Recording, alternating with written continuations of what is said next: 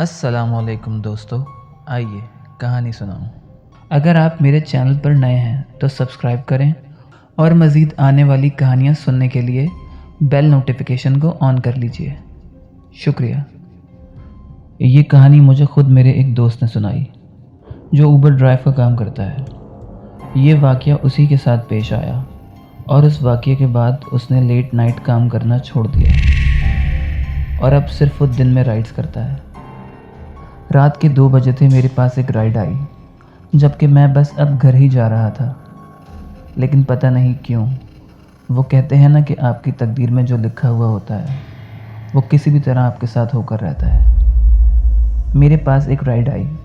सदर से राइड को पिक करना था और सखी हसन पे ड्रॉप करना था। क्योंकि मेरा अपना घर न्यू कराची में है तो मैंने सोचा राइड को ओके कर देता हूँ, थोड़ा सा रास्ता है।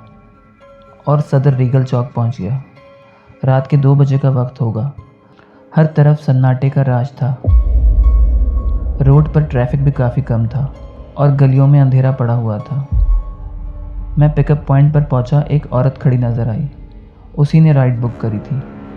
मैंने उसको गाड़ी में बिठाया और अपना सफ़र शुरू कर दिया सखी हसन की जानिब। कुछ ही फासला तय किया होगा कि गाड़ी में इतनी तेज़ खुशबू फैली जैसे किसी ने परफ्यूम की पूरी बोतल उलट दी हो। खुशबू इतनी ज़्यादा शदीद थी कि मेरे सर में दर्द हो रहा था। मैंने अपना शीशा नीचे कर दिया। मैंने अब तक बैक मिरर में नहीं देखा था। एक अजीब बात यह भी हुई थी, जब वो औरत गाड़ी में बैठ रही थी तो मैंने उसे सलाम किया था पर उसने कोई जवाब नहीं दिया था मुझे।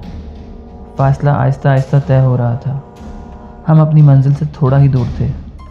मुझे गाड़ी में किसी के गुर्राने की आवाज़ आई। मैंने बैक मिरर नीचे किया और पीछे की तरफ देखा तो मेरी तो जैसे जान ही निकल गई। वो औरत पीछे ऐसे बैठी हुई, जवाब नहीं। मैंने बैक मिरर में पीछे मुड़ के देखा तो मेरे डर की इंतहा नहीं रही। पीछे की सीट पर कोई मौजूद नहीं था। मैंने मुड़कर देखा तो वही मंजर।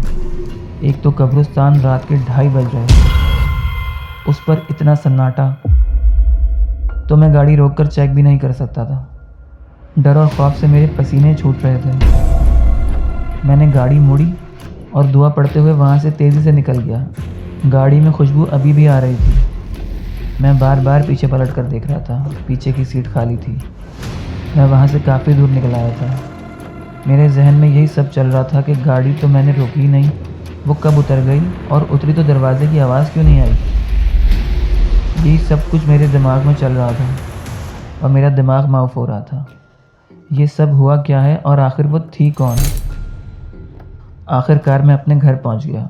मेरा जिस्म पत्ते की तरह काँप रहा था और गर्मी में भी सर्दी लग रही थी। मैं अपने घर पहुंचा और बिस्तर पर लेटते ही सो गया।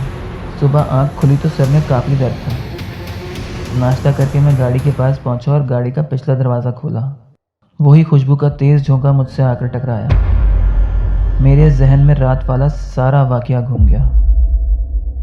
गाड़ी की पिछली सीट पर हज़ार के 2 नोट पड़े हुए थे। मैंने ये बात अपने घर वालों को बता दी तो सभी बहुत हैरान और परेशान हुए ये सुनकर। वो खुशबू मेरी गाड़ी में से काफ़ी दिन तक आती रही, फिर ख़त्म हो गई। अब वो जो कोई भी थी, शुक्र है उसने मुझे कोई नुकसान नहीं पहुँचाया और मैंने अब तौबा कर ली है लेट नाइट काम करने से।